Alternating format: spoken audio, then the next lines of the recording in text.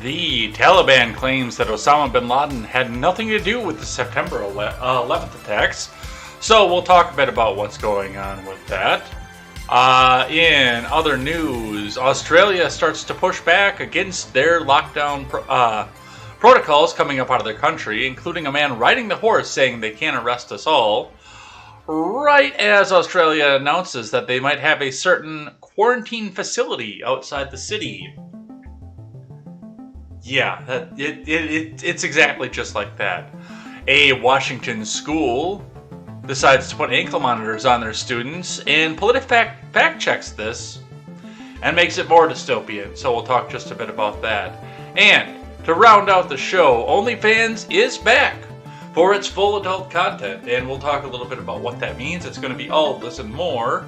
Hey, do you trust the plan yet? I am J. Edgar, and this is Contemporary.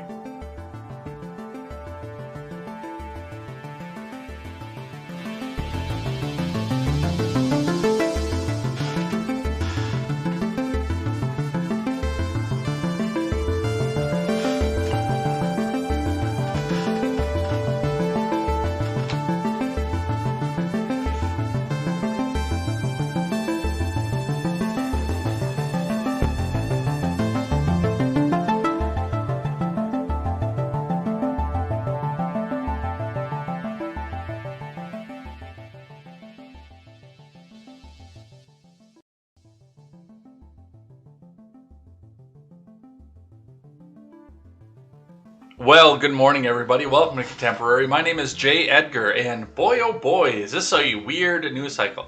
It's kind of middle to long. I didn't even count the tabs here today, but it's a weird one, definitely, for sure. We are moving into the dumbest timeline.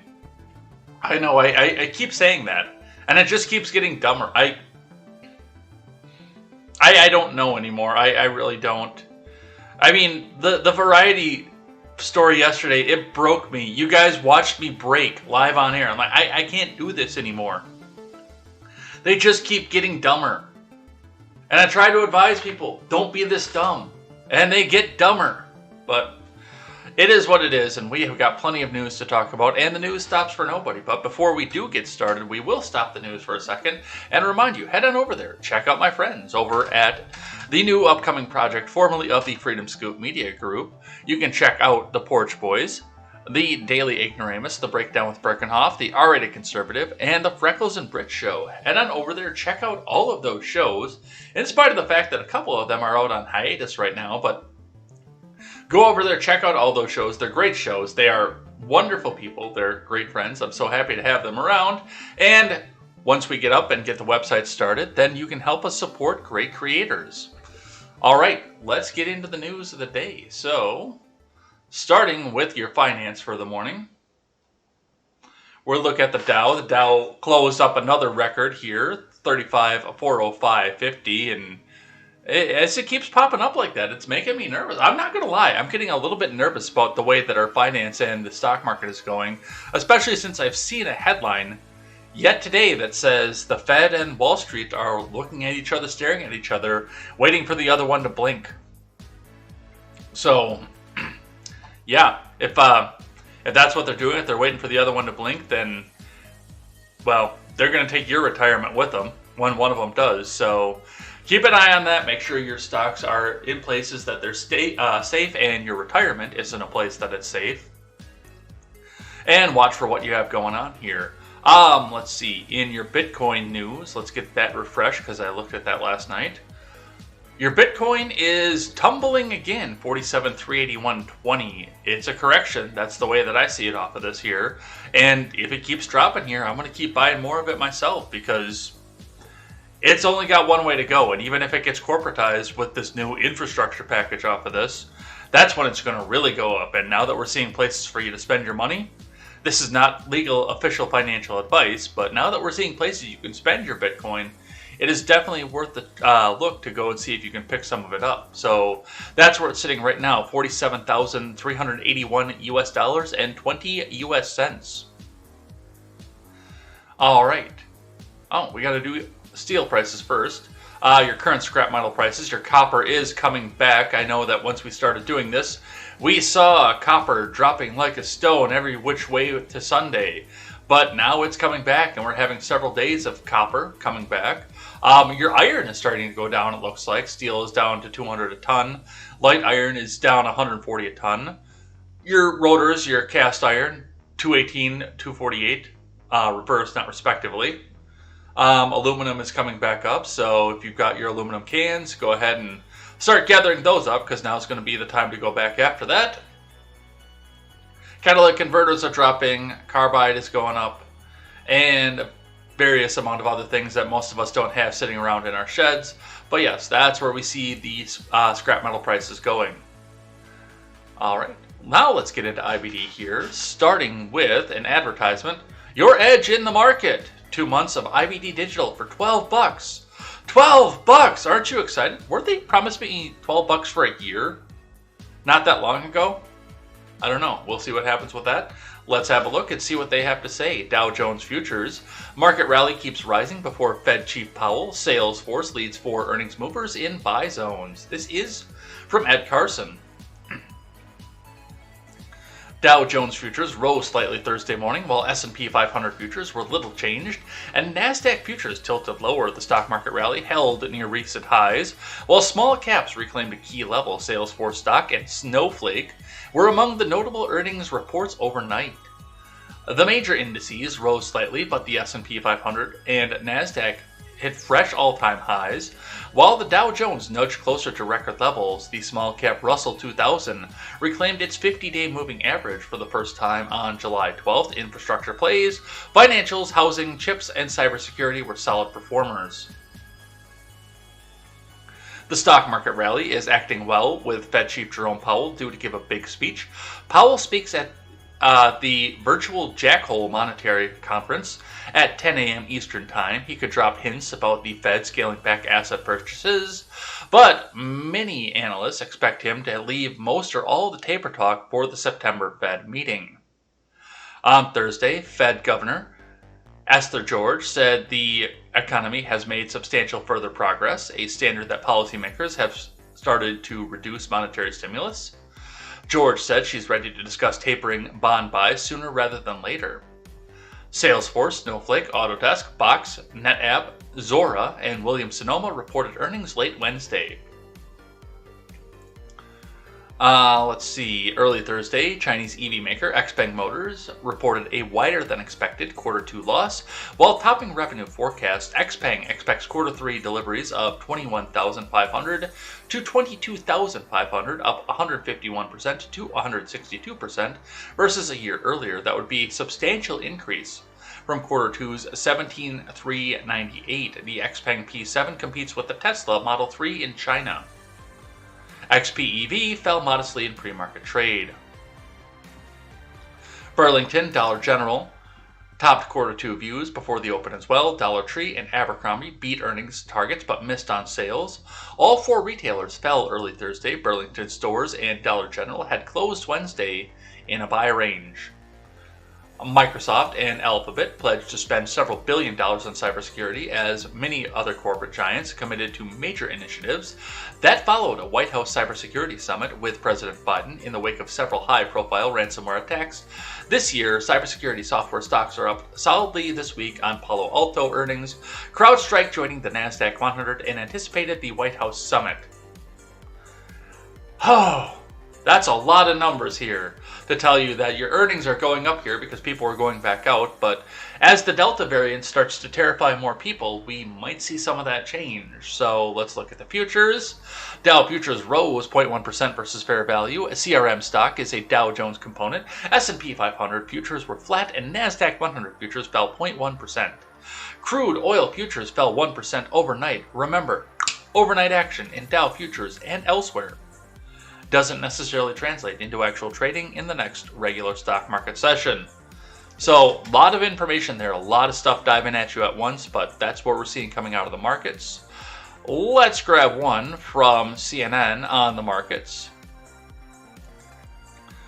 Wall Street is waiting for the Fed to blink first. This is a live blog. Do you think stagflation actually is a bigger threat here? Shut up, you. 16 hours ago was another record-breaking day on Wall Street. After all, following a lackluster start to the day, stocks finished modestly higher. Both the S&P 500 and the NASDAQ rose to fresh all-time highs.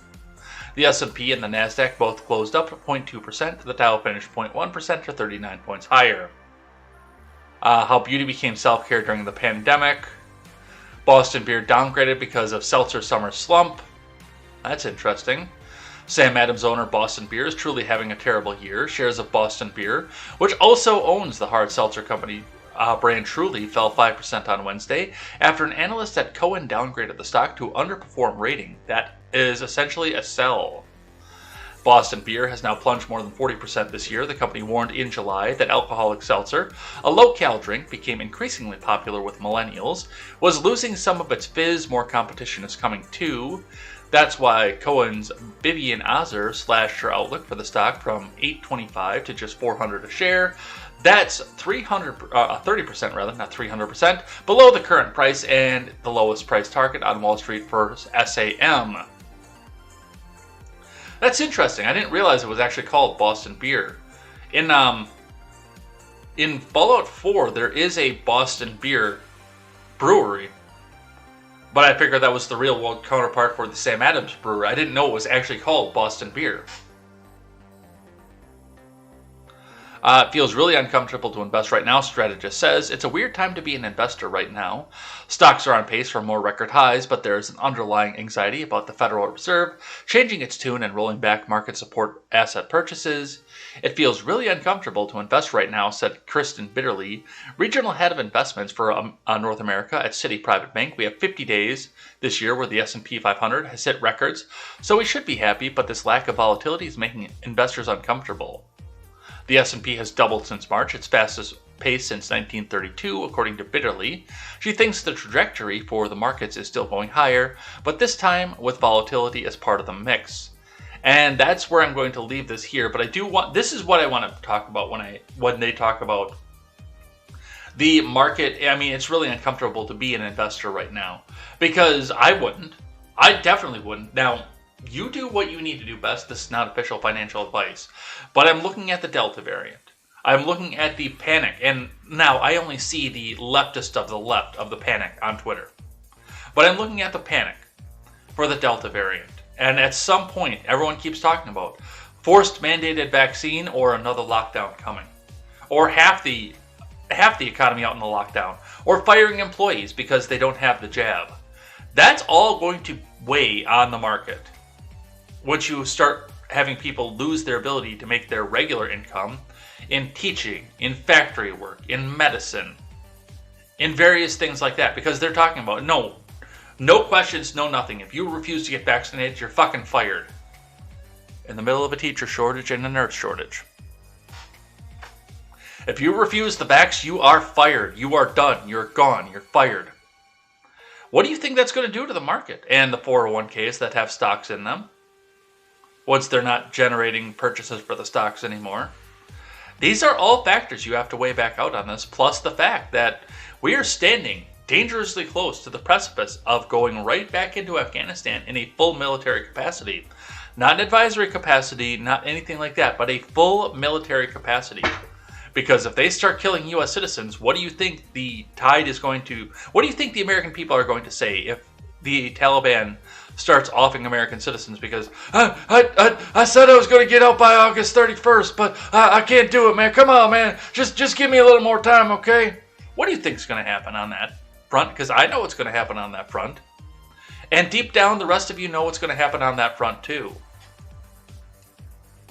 So there is a lot of stuff going on with that. And yeah, I mean, that's not what CNN's going to tell you is the reason that it's really weird to be an investor right now. They're going to say, oh, well, everything's going high and it looks like there's no volatility there. What do we do? Everything keeps going up. They're not going to tell you it's because there's actual chaos going on in this country. They're going to tell you, I don't know what's going to happen. Why does it keep going up? I can't put any external factors on this. What do I do? So those are things to pay attention to. Once again, not official financial advice, but some things to look at. Definitely some things to look at. I would not say, and this is once again also not official financial advice, but I would not be in favor of supporting companies like Microsoft and Google right now because of some of their horrific track records out there. But on the other hand, they do tend to continue to grow all the time. And coming into what really looks like it's brewing to come. Maybe. We'll see. Alright. Let's get into the big news of the day. Why don't I have the live chat up here, you guys? I can't see what you guys are doing. You guys might be killing each other in the live chat here, and I wouldn't even know about it. All I have is the little bitty pop-out from the Twitch stream. Oh, you're not killing each other. Some new names in here I see there over on the D-Live side. Welcome in, you guys. All right, let's get into the big news of it. Taliban spokesman claims no proof bin Laden behind September 11th terror attacks.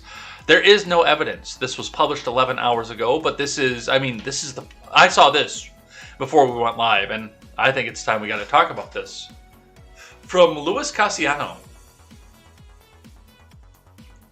A Taliban spokesperson on Wednesday said no proof exists that implicates Osama bin Laden in the September 11th terror attacks, despite a mountain of evidence that connects the deceased al-Qaeda leader to the airline hijackings that hit the World Trade Center and the Pentagon. A mountain of evidence, you say? Oh, my question here is there actually a mountain of evidence, or is there just WMDs, and we need an excuse to go into Afghanistan and secure the trade routes coming from China over to the Mediterranean Sea and into the Middle East? Because that would be something to pay attention to. I mean, it's not like the Bush administration would ever lie to the American people. WMDs.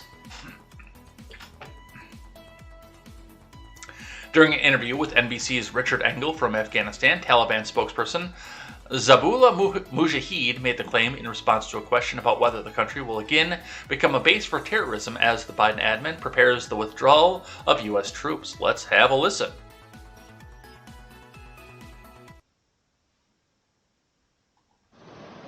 The Taliban is stressing it's time for the U.S. and its allies to pack up and get out. Transport planes and civilian aircraft from around the world are evacuating vulnerable Afghans. But there's a huge bottleneck at transit hubs. At the U.S. base in Doha, Qatar, thousands are crowded in holding areas. Temperatures well over 100 degrees. We were in Qatar because it was so hot there. I fainted 4 times. Everyone thought they were going to die. In Kabul, the Taliban are helping speed up the evacuations. Today, keeping crowds away from the airport, handing out food and water. But many Afghans feel they're being abandoned, especially women and girls who were oppressed when the Taliban ruled 20 years ago. Now the Taliban promise to be different, but have they changed? Or are they just playing nice until the Americans leave? Tonight, I met Zabihullah Mujahid, the Taliban spokesman. The United States is evacuating, and it is taking out Americans who worked with U.S. forces. But not everyone is going to be able to make it out. Will you let those people leave in the future?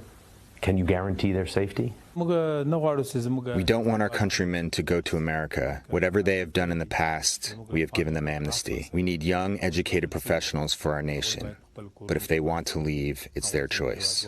What would you say to women, Afghan women, who are terrified? They are our sisters. We must show them respect. They should not be frightened. The Taliban are humans and from this country. They have fought for their country. Women should be proud of us, not scared. There are already reports of Taliban fighters taking young women, unmarried women, as brides, forced brides. There have been reports of people going into homes. This is propaganda from the old regime. We have no evidence of a single case. This war started when Osama bin Laden, as a guest of the Taliban, organized 9/11 attacks. Can you guarantee that this country will never again be a base for terrorism? When Osama bin Laden became an issue for the Americans, he was in Afghanistan.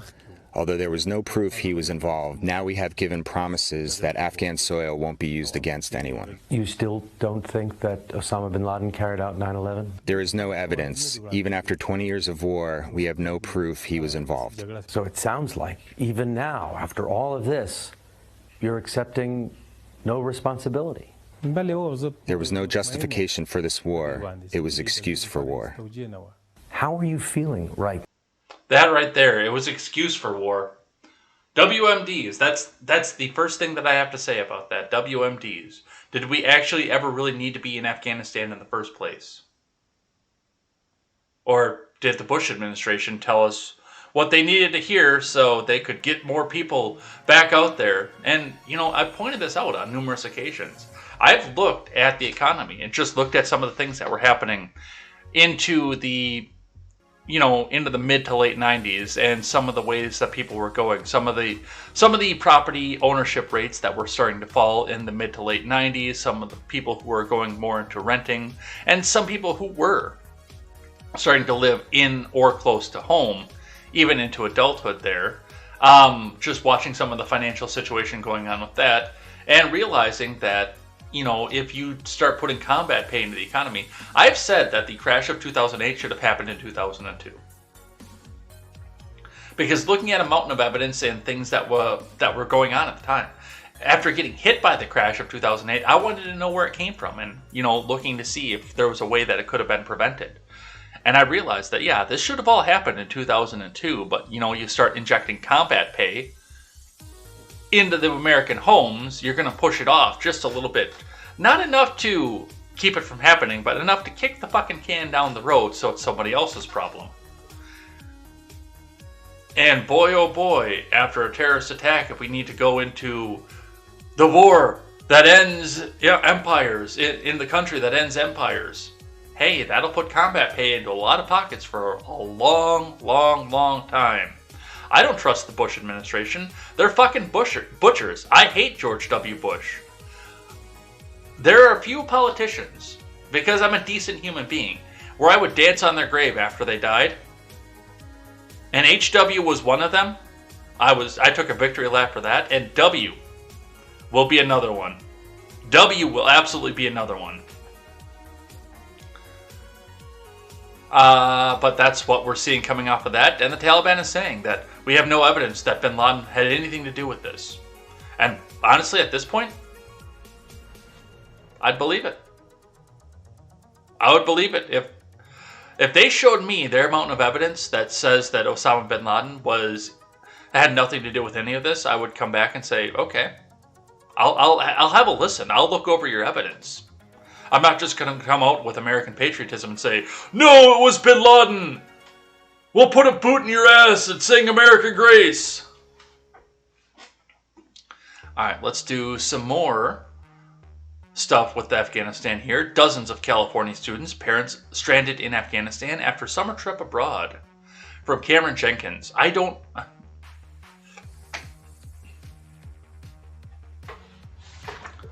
Honey, where do you want to go on vacation this year?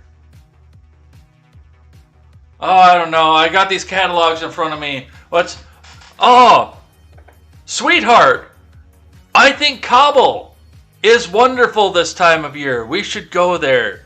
No, never mind the fact that it's a war-torn region that's had American troops in it for 20 years.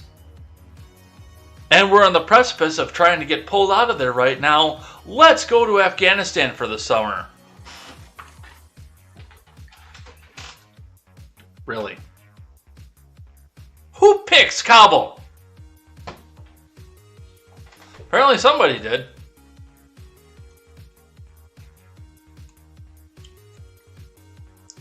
Alright, this is from Cameron Jenkins. Dozens of California students and parents are stranded in Afghanistan after taking a summer trip to the country. More than 20 students and 16 parents from the Cajon Valley Union School District in El Cajon, California, visited Afghanistan on summer vacation. Now they are among thousands of people who are waiting to leave the country amid the chaotic U.S. withdrawal that has caused political unrest across the nation, according to the Los Angeles Times. Cajon Valley Superintendent David Miyashiro alerted the school board members on Tuesday that he would be meeting with Rep. Darrell Issa to discuss the situation, the Times noted. Miyashiro told the news outlet that the families traveled to Afghanistan on special visas for U.S. military service, that the school district was able to provide government officials with information on families as they worked to locate them. The stranded students reportedly attend different schools within the school district. Mike Serbin, who works with refugee families in the district, heads the Family and Children Engagement Program, was the first person to hear about the students' predicament. Serbin contacted Miyashiro last week and told him that multiple families had reached out to him concerned that their students would lose out on classroom instruction due to being in Afghanistan, according to the Times. That's what you're worried about? No, we're in the middle of a war-torn region where American citizens could be attacked and bombed at an airport because it's the only way in and out of the fucking city and the country. But no, let's worry about the fact that they might miss classroom time. That's fucking pathetic.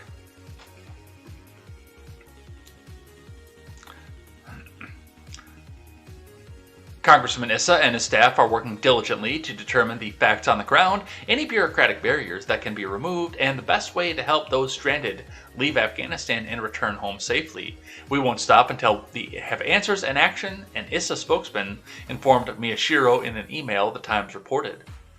Cajon Valley School Board President Tamara Otero told the Times that the students and their families had plans to fly out of Afghanistan and had already purchased tickets.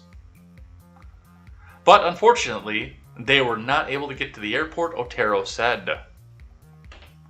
The biggest concern is that the Taliban closed the airport, Otero added. We are so worried about our children that are stuck there, we will do the best we can to get them out. Why? Why would you go there? Now, do what you want, it's your money. Obviously. But I can't wrap my head around why. I cannot wrap my head around the idea of, I want to willingly go to Afghanistan. That just makes no sense to me.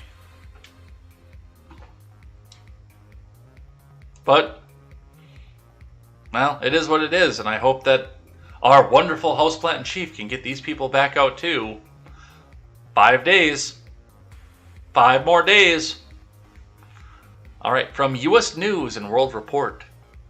Taliban killed relative of Deutsche Welle reporter, German broadcaster says. This comes to them by Reuters.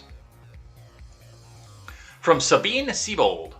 Taliban fighters hunting a journalist from Deutsche Welle have shot dead one member of his family and severely injured another, the German public broadcaster said, adding that 3 more of its journalists have had their homes raided.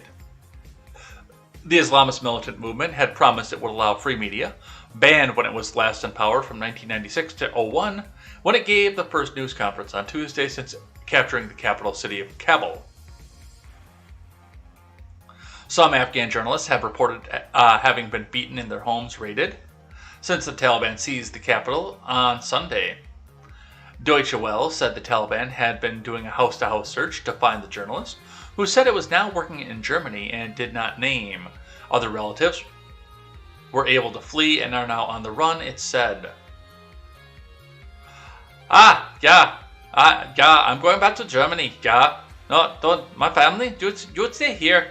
Yeah, okay, I'm back to Germany now. I guess it's just me. I would have sent my family out first. Or taken them with me. Especially, once again, given the situation on the ground in that place.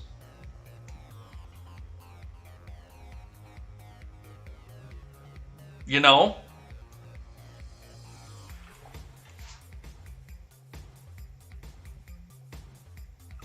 The killing of a close relative of one of our editors by the Taliban is inconceivably tragic and testifies to the acute anger in which all of our employees and their families in Afghanistan find themselves, DW Director General Peter Limborg said late on Thursday, urging the government in Berlin to help.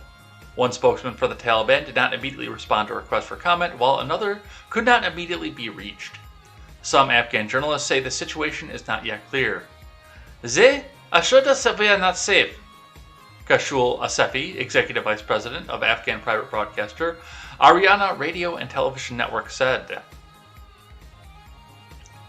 For the time being, we are telling them that we do not have any problem. Even female journalists can go to TV. They can do shows, he told Deutsche Welle in an interview. So, yes, at this point, they're killing civilians. So I do have to wonder what's going to happen if we don't get through this this evacuation in time. 5 days, 5 more days. All right, let's listen to John Kirby, Pentagon press secretary. We've been nothing but open with the Taliban about who we expect them to let in. Again, we fully recognize that not every step of this process is in our firm control. And that's coming from the U.S. government. No process is perfect, and that there are. I'm not disputing at all the accounts that you're relaying here today. That there may be hiccups and problems. We certainly recognize that. But let me just take it a couple of steps back and tell you how this is working. And we've talked about this before.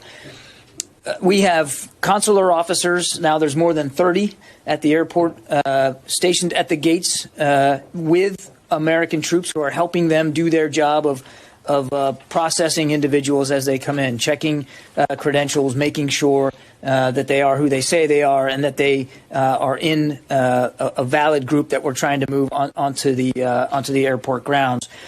Outside of that, the Taliban have set up checkpoints. We've talked about this before, and we are in daily communication with Taliban commanders about who we want to see get in and what the credentials are, what they look like, what's valid.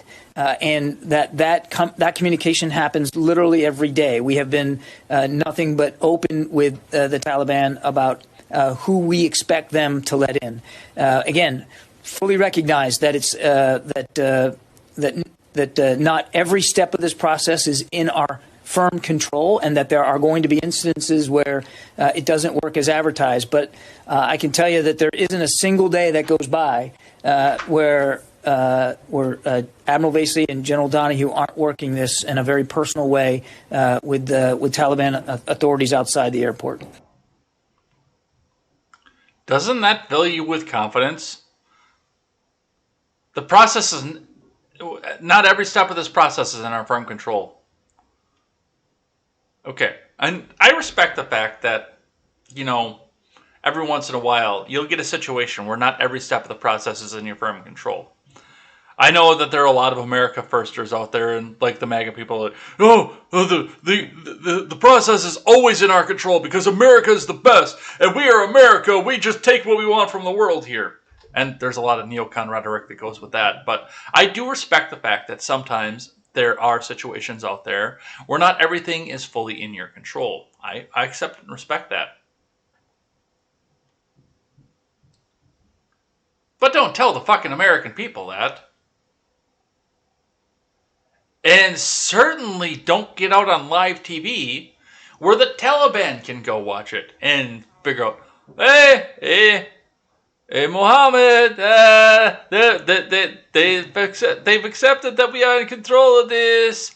Let's have some champagne. My Middle Eastern accent is terrible. I know. I got to practice that one more. I mean, is this guy dumb? And yeah, Steve's like, why not? We have the most powerful military in the world, but I guess it's ineffective when leadership is incompetent. No, and even with the most powerful military in the world, these people have kicked our most powerful military in the world's asses for 20 years. They've held out and held on and waited for 20 years for this. I accept the fact that realistically, there is situations where the U.S. isn't going to be fully in control. But you're not in a position right now where you want to tell the American people who are waiting on their loved ones to get home that this is the time to project confidence, even if it's not there. This is the time to do the turkey thing and ruffle up those feathers and fan out that tail and say, fuck yeah, I'm here, and I'm in control of the situation. And I use the turkey because generally they're not in control of the situation. But they can puff it up and make themselves look like they are.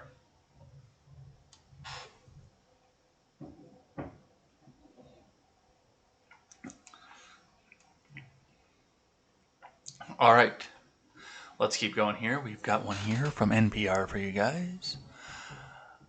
The U.S. Embassy urges Americans outside the Kabul airport to leave immediately. This is from Vanessa Romo.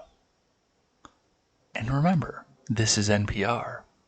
They are National Progressive Radio, and they need more money to come out and spread communistic and propagandistic ideals across the world. So make sure you give them your money. Comrade, I mean our money. Because they need it, and they need you. Hit those donate buttons, or read halfway through the article, and they will beg you for money again. NPR, National Progressive Radio. Let's see what Vanessa Romo has to say.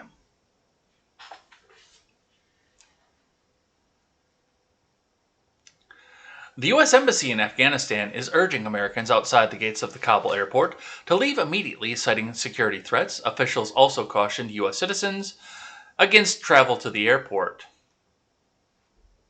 5 days. Because of the security threats outside the gates of the Kabul airport, we are advising U.S. citizens to avoid traveling to the airport and avoid... Why don't I have music up? Because of security threats outside the gates of Kabul airport, we are advising U.S. citizens to avoid traveling to the airport and to avoid airport gates at this time unless you receive individual instructions from the U.S. government representative to do so, the embassy said in the Wednesday evening security alert. This is a dynamic and volatile security situation on the ground, a State Department spokeswoman said in an emailed statement.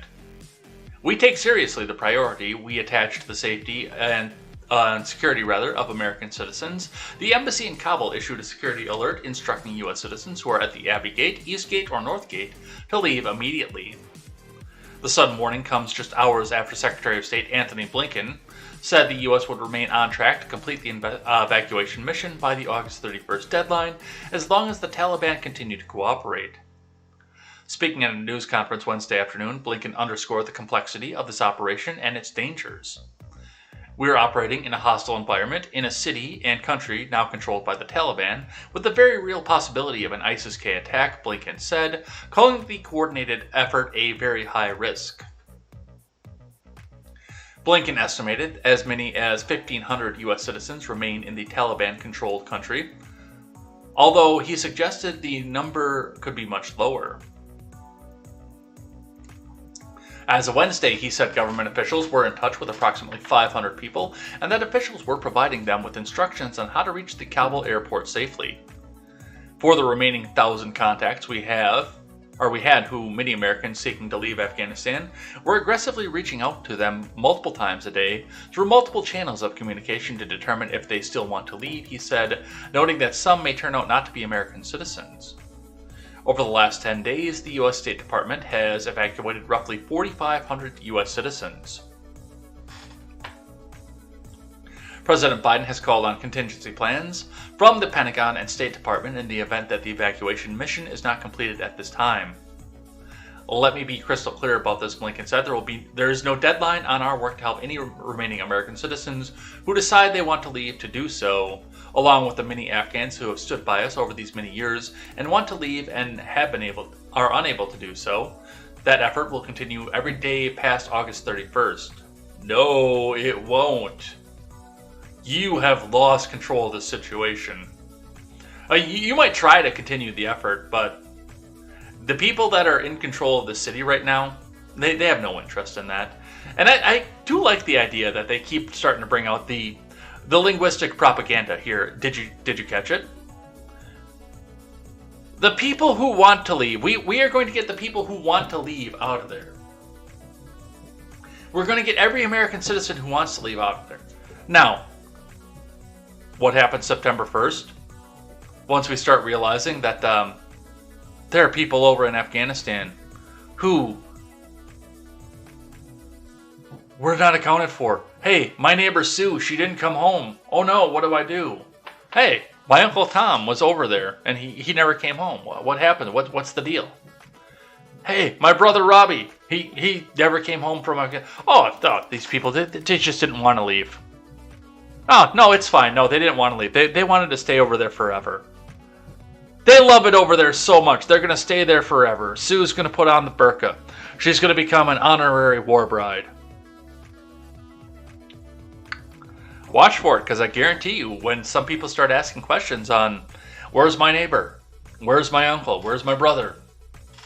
That's going to be the bullshit line that you start getting off of this. Watch for it. All right, from Politico. And this will be the last thing on Afghanistan for the day here. I don't know why we are paying this much credence to one-eyed John McCain, but he made the news, so we got to talk about him for a second.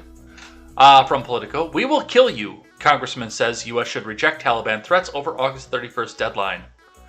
No. That ship has sailed, my friend. That ship has ultimately sailed at this point. See, no, you can't do that now. If we'd said May 1st and on April 30th, we still had some issues going on with logistics. If we'd have stuck with that, then I would say, okay, yeah, we got to work with this, and we've got some leverage to do this. We've got some leverage to work on and say, okay, we missed, but we are working as hard as we can and as fast as we can to get everything out of there. Just let's talk. Let's come to the table. Let's talk about this. Because you'd have been in a bargaining position, because you would have been on effort and on track to hold up the original end of the bargain that you put out there under the Trump administration. But we're not in that situation anymore. According to the Taliban, you've lied to them at this point. Not only did you not physically attempt to start getting people out until after the May 1st deadline had passed. But now you're coming back here and saying, yeah, we might not even get out by August 31st. So September 11th, that might be a foregone conclusion. No, you're not in that leverage point anymore. In fact, that kind of stuff is likely to get Americans killed.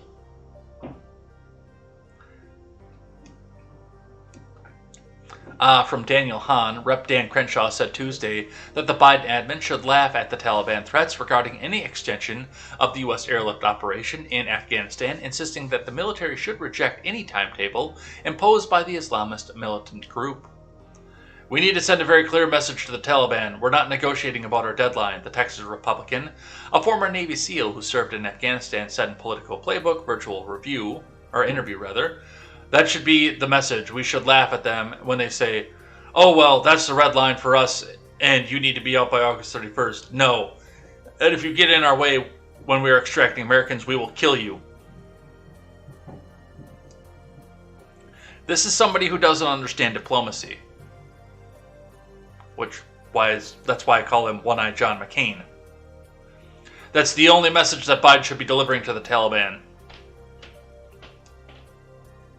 Crenshaw's comments followed recent remarks from a Taliban spokesperson who warned that there would be consequences if the U.S. did not adhere to President Biden's self-imposed August 31st deadline to complete the evacuation of Americans and U.S. allies from Afghanistan.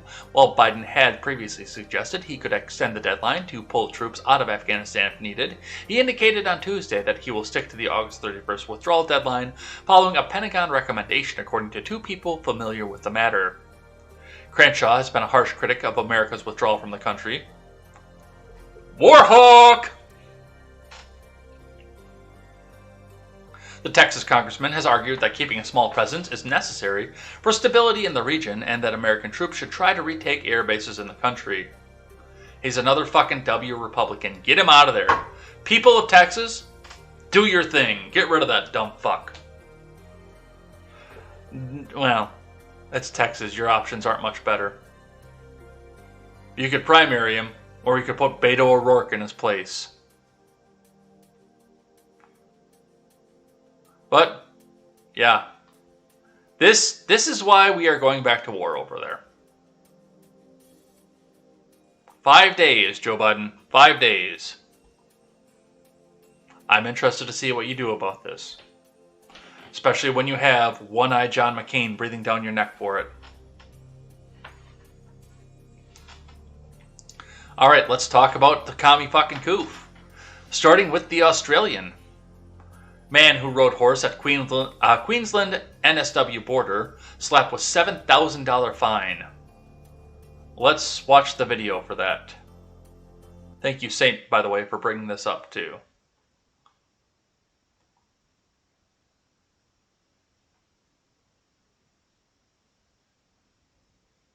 Come on, you know you want to play.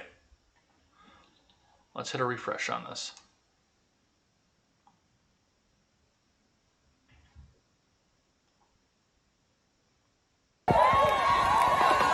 Cross the border!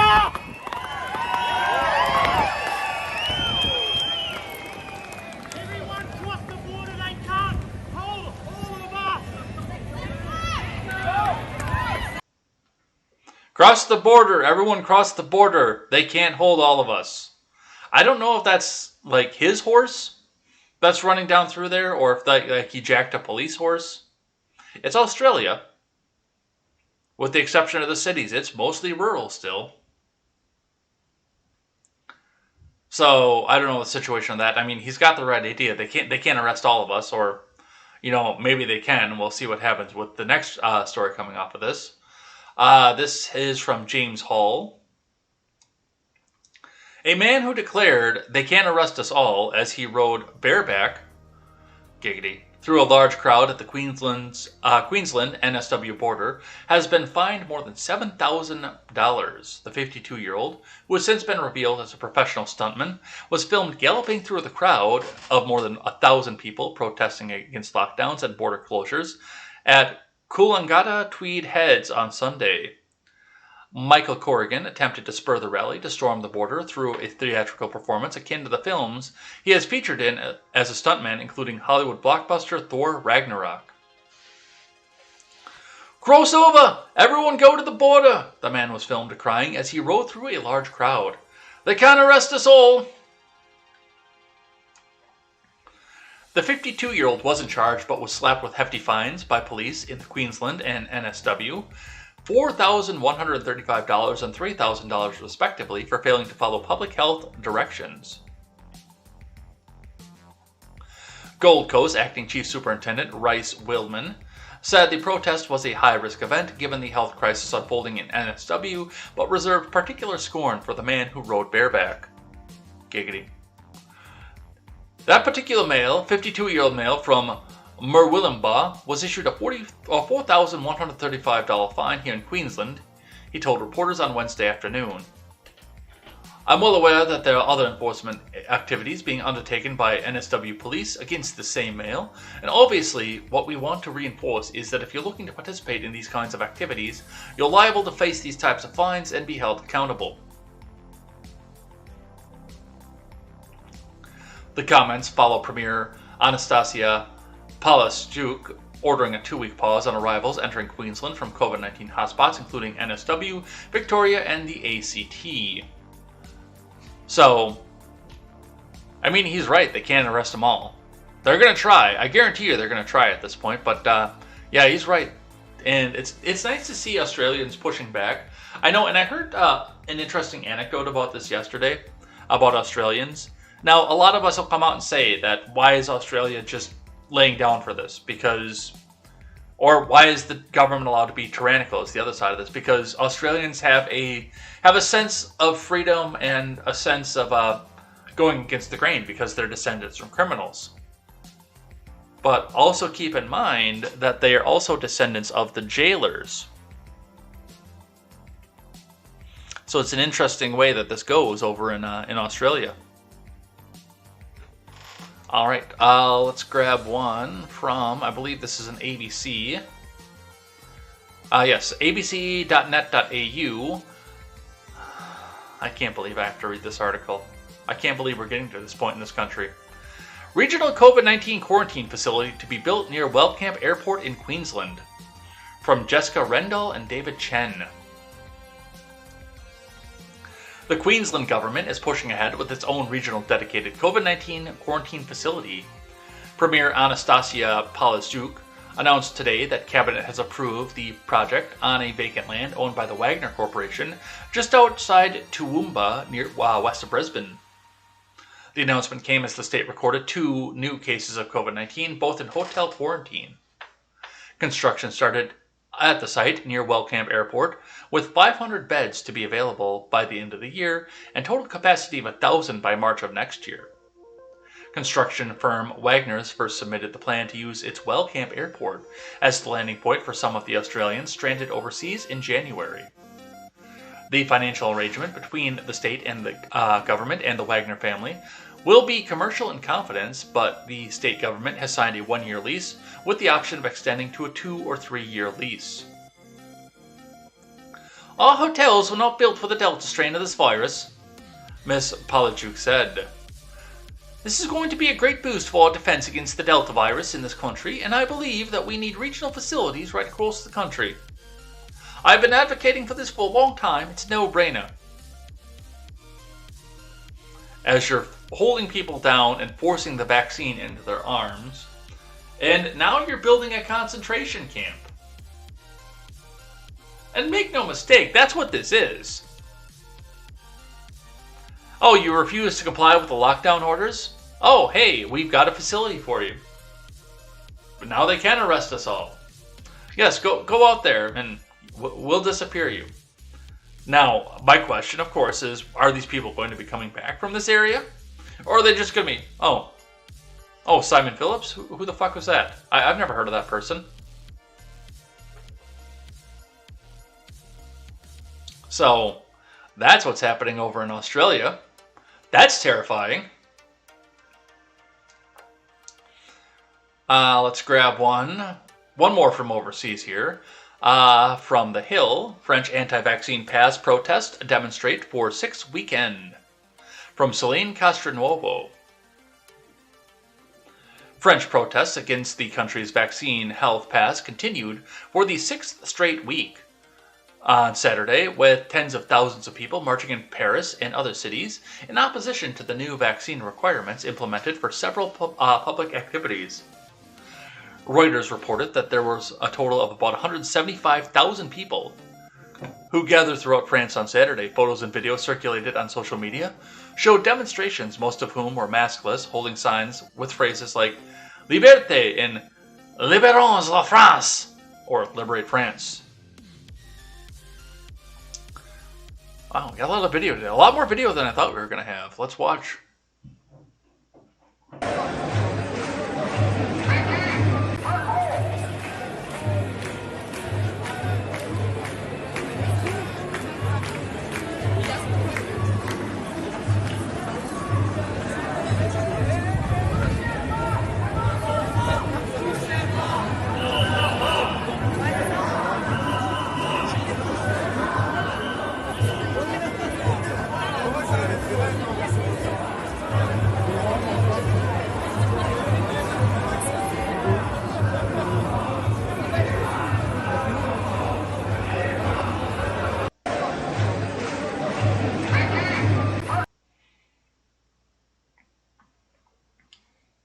All right, another weekend of protests against France's health pass from France 24.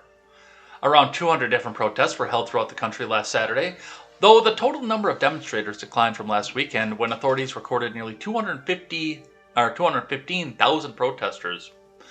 Reuters noted, however, that the numbers could increase next week as more residents return from summer trips.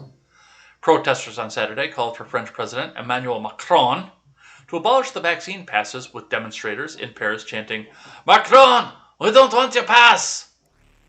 according to Agence France Presse AFP. The protests have attracted people across the country, or across the political spectrum, rather, in France, with Reuters reporting that the largest demonstration in Paris was led by far-right politician Florian Philippot. Another demonstration was led by left-wing protesters with ties to the Yellow Vest movement. Yeah, it turns out when your government tells you that you have to put something into your body in order to engage in commerce, the people don't much care for that. Do you care for that? Because I don't care for that. So I can't blame them for anything off this. It turns out that they don't care for this kind of thing. So that's what we see going off out of France. Good on them. All right, let's move over to our side. And this is the title card of this particular show. So the Fox News article sounds incredibly dystopian, but Politifact went back and fact-checked it. And it sounds fucking worse, by the way. From Fox News to start, Washington Public School requires student athletes wear tracking monitors to trace COVID. From Emma Colton. A public high school in Washington state is requiring some student athletes and coaches to wear tracking devices on their wrists to trace COVID-19 during practices. It's just one more thing that they're doing to the kids through this whole thing, the father of two students at Eatonville High School, Jason Ostendorf, told the New York News Tribune. The vaccine now being tracked when you're at practice. Where does this end? I feel like this is an experiment on our kids to see how much we can put them through before they start breaking. The high school said that both vaccinated and unvaccinated athletes who play on teams with high contact and moderate indoor contact, such as volleyball, basketball, and wrestling, are required to wear the devices. The tracking devices, which were paid for by the federal funds, are worn during practice to trace the proximity of one player to others in the event of a positive coronavirus case. Well, that's terrifying. We received grant funding known as ESSER 3 that specifically included provisions to support higher risk athletic programs. We used some of those funds to pay for athletic proximity monitors, the statement reads. We're using these monitors for high contact and moderate indoor contact sports. The monitors are for both staff and students on the field, regardless if they're vaccinated or unvaccinated. If a student or coach tests positive, we will immediately have immediate information regarding athletes and coaches' contacts, so we can more tightly determine who might need to quarantine. Well, this is terrifying. This is even more terrifying than I thought it was after reading the Politifact. So we'll read briefly from Politifact here, and I'll kind of let you know what right-wing media is trying to tell you this is. So Politifact says, Washington Public Schools forces unvaccinated teens to wear ankle monitors as condition of playing team sports. That came on August 24th in a Facebook post. Proximity monitors at Washington School are for vaccinated students and staff too, is the correction off of that. The start of the school year has been engulfed in controversy around COVID-19 safety measures such as mask requirements for students and vaccination mandates for staff at one Washington State high school. Safety measures for student athletes have become fodder for viral social media posts. On August 24th, a Facebook page called Hold the Line shared a screenshot of a headline claiming that unvaccinated students, athletes at Eatonville High School, about 50 miles south of Seattle, were made to wear proximity monitors. The headline read, Exclusive Washington Public School forces unvaccinated teens to wear ankle monitors, and continues, a 15-year-old girl was allegedly forced to wear an ankle tracking monitor for volleyball practice at Eatonville High School in Washington State as a condition of participating in team sports. The post was flagged as part of Facebook's efforts to combat false news and misinformation on its news feed. Read more about our partnership with Facebook. So yes, and then they go on to explain that this is a part of a trace program to see if you need to social distance because you came in close contact with somebody who contracted the pinko fucking pox. This is terrifying. This is fucking terrifying. And yeah, right-wing media is coming out and saying, well, this is just a marker so they can they can track the unvaccinated people, the people who aren't going to go out and get vaccinated. No, it's far worse than that. It is far, far, far worse than that. Now, granted, this only goes to team sports. I mean, they're not doing this going through the hallway every day. Yet. But yeah, this is essentially a tattler of, this is who you've been in close contact with. This is who you, no, hey, your ankle monitor brushed up against Emily's ankle monitor, and Emily got the common cough, so you have to quarantine forever. We know everybody who you've been in contact with. And yeah, like I said, this is only at team sports level. For now.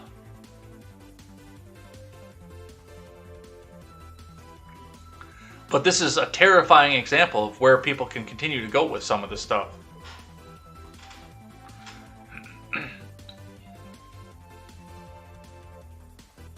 All right, let's listen to Governor Kate Brown, shall we? All public outdoor settings. Shut up. We're going to start from the beginning.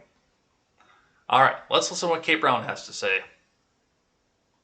Today, I'm announcing that effective Friday, August 27th, masks will be required in all public outdoor settings where physical distancing is not possible, regardless of vaccination status. Masks have proven to be effective at reducing transmission and are a necessary measure right now, even in some outdoor settings, to help us fight COVID and to protect one another. Today, I'm announcing. So, some of you guys live in blue areas, and I know which one of you guys you are. Some of you guys live in blue areas, and you guys are used to having an indoor mask mandate coming down from the state. But now, Kate Brown, regardless of vaccination status, has told you now it's time for the outdoor mask mandate. If you are found anywhere without your mask on, if you're found anywhere, you are subject to fines and arrest. Aren't you excited, citizen? How far do we have to go before now it becomes in your home you have a mask mandate? Because, I mean, given the fact that Oregon is the way that it is, that could be coming down the pipes at some point. Hey, no, you have to be wearing a mask in your house too. Slow the spread. Be responsible. Stop the spread. This is a little terrifying. I'm not going to lie. And it does seem like some of these big-time progressive lawmakers out there are trying to out-tyrant each other. And I'm sure Tony Evers is sitting over there in a corner crying. I want to play with the tyrants too, but the legislature in my state cut off my balls. I want to have authoritarian mandates too. What do I do? Robin, please just let me be authoritarian. Please let me tell the American people or the people of Wisconsin what to do. Bet you Gretchen's sitting over there too. Sitting there pining over the same. Man, I wish I could have an outdoor mask mandate. I wish I could make my puppets dance. Alright, so that's what Kate Brown had to say. Alright, from KGW8, Oregon enacts outdoor mask mandate. From KGW staff, Oregon Governor Kate Brown announced a new outdoor mask requirement that goes into effect statewide on Friday, August 27th. Masks will be required on most public outdoor settings regardless of vaccination status. The new rule will require masks for all people in outdoor settings where people from different households cannot maintain physical distance, such as large outdoor events. The mask requirements do not apply to brief encounters, such as two hikers passing each other on a trail. Oh, good. Because the way that Kate said it, it sounded like every time you are out in public anywhere, you have to have your mask on. The state's indoor mask mandate remains in effect. Oregon's hospitals are quickly filling to capacity amid a surge of mostly unvaccinated COVID-19 patients. As of Monday, there were more than 900 COVID-19 patients in Oregon hospitals and only 7% of ICU beds were available. The Delta variant is spreading fast and wide, throwing the state into a level of crisis we have not yet seen in the pandemic. Cases and hospitalizations are at a record high.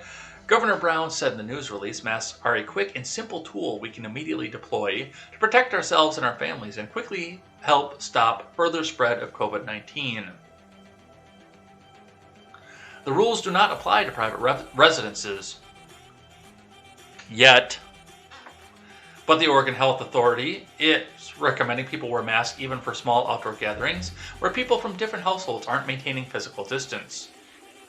It is much easier for people with the Delta variant compared to the people who were sick last year to infect others around them, said State Health Officer Dr. Dean Seidlinger.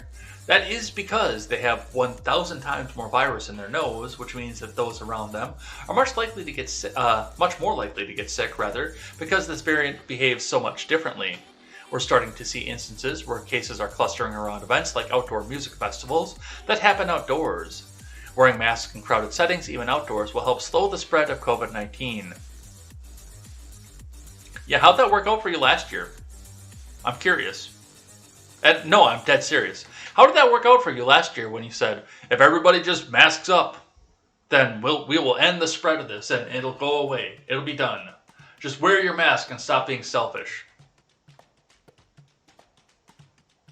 And yet we saw the most explosive spikes in New York, Los Angeles, Dallas, big population centers. So, that's what's happening out of Oregon. Let's talk about Florida.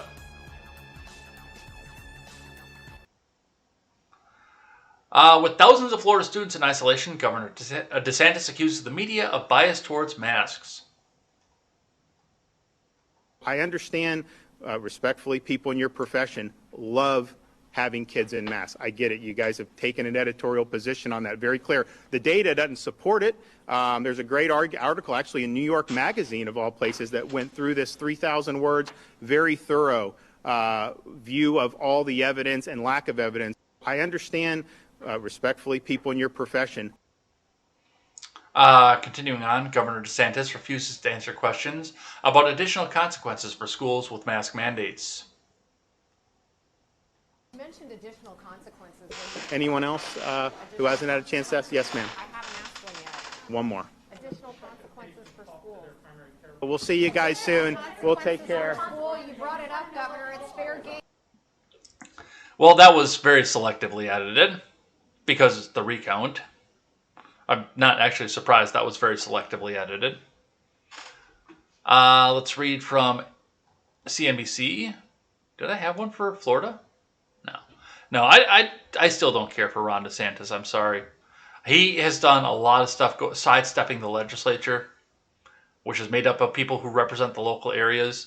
And yes, I like the outcome. Do not get me wrong. I like the outcome of what he's doing. I just don't like the methodology of how he's getting there. Even if you like the outcome, it's still tyranny. All right, let's talk about Delta from CNBC. Delta Airlines is raising health insurance premiums for unvaccinated employees by $200 a month to cover higher COVID costs. From Leslie Josephs. Delta CEO Ed Bastian notified employees on Wednesday that they will face $200 monthly increases on their health insurance premiums starting on November 1st if they aren't vaccinated against COVID-19, citing steep costs to cover employees who are hospitalized with the virus. Unvaccinated employees will face other restrictions, including indoor masking effective immediately and weekly COVID-19 tests starting September 12th, the Atlanta-based airline said, announcing new COVID policies for the employees. The measures are the latest attempt by the U.S. corporation to drive up COVID vaccination rates. Delta stopped short of outright mandate, unlike rival United Airlines established earlier this month. Delta, which self-insures its employees, stands out in its plans to raise premiums for unvaccinated workers to cover the higher costs of insuring employees who get COVID.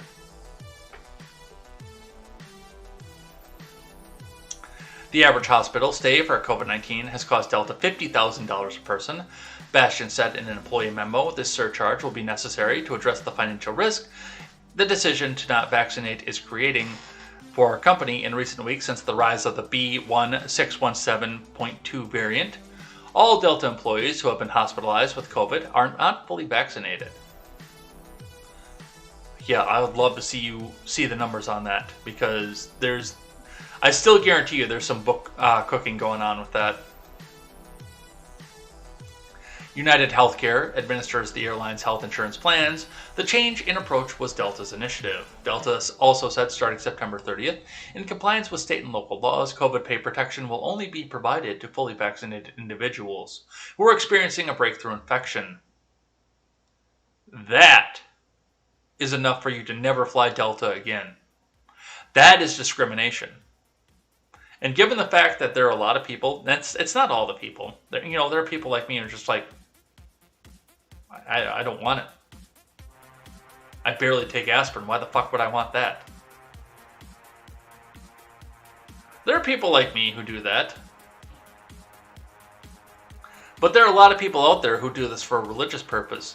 Do you really want to start crossing the lines into being sued for religious discrimination? Because I guarantee you at least one of these cases is a religious discrimination case and can make it to the Supreme Court. Do you want that over your head? Delta, I would rethink this if I was you. I would rethink this one hard if I was you. Now, and other people are bringing up the other side of this of, well, there should be a surcharge for all these other demographics too. If you're overweight, if you're old, if you smoked, if you this, if you... There's already a surcharge if you smoked, which is why I stopped. Well, it's a big part of the reason I stopped. But yeah, there's that aspect of it too, and I mean those are also high risk activities.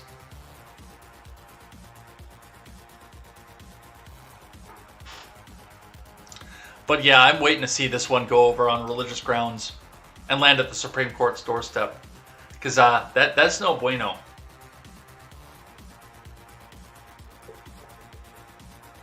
All right, let's keep going. Speaking of obesity, by the way, and the fact that this disease on 73% of the people that it has taken from us were obese. Thank you, Brian Nichols, for that stat. From the USA Today, Krispy Kreme sweetens COVID vaccine deal for a limited time. Here's how to get two free donuts. From Kelly Tycho,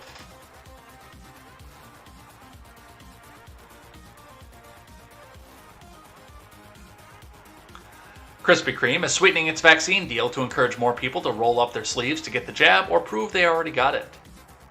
To mark the FDA's approval of the Pfizer-BioNTech COVID-19 vaccine, the chain will give 2 free donuts to every American who has received at least 1 vaccination shot and brings in a valid vaccination card as proof from August 30th to September 5th. The FDA approving one of the vaccines is a meaningful step in making people a lot more comfortable with how they take vaccines, Krispy Kreme CEO Mike Tattersfield said in an exclusive interview with USA Today. And if we can encourage folks, we're giving away a second donut next week that will be in the shape of a heart. Aww! The week-long Show Your Heart offer is for a free original glazed donut and a special original glazed heart donut. The heart-shaped donut will also be available to purchase throughout the week. After the extra free donut promotion ends, the original incentive of 1 free glazed original donut each day continues through the end of 2021 with proof of at least 1 shot. Aw, look, it says Jane Doe, but it's D-O-U-G-H on the vaccination card. Aw, how sweet is that?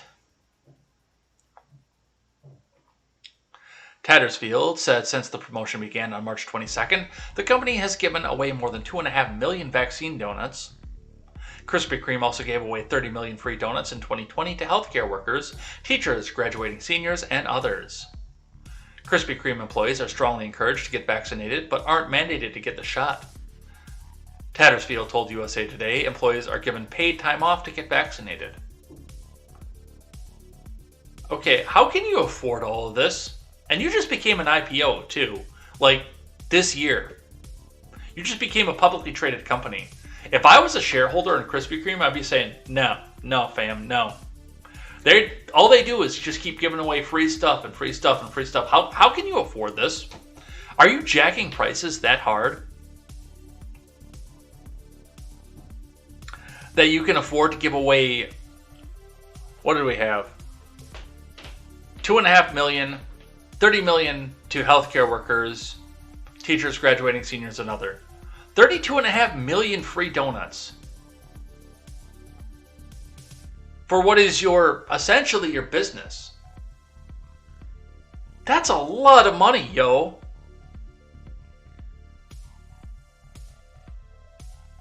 What the fuck?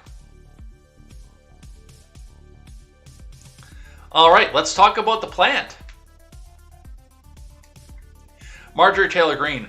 My bill, H.R. 2317, provides that U.S. citizens may not be discriminated against based on their COVID-19 vaccination status. Pretty sure they already can't. I'm pretty sure that's against the equal protection of the law.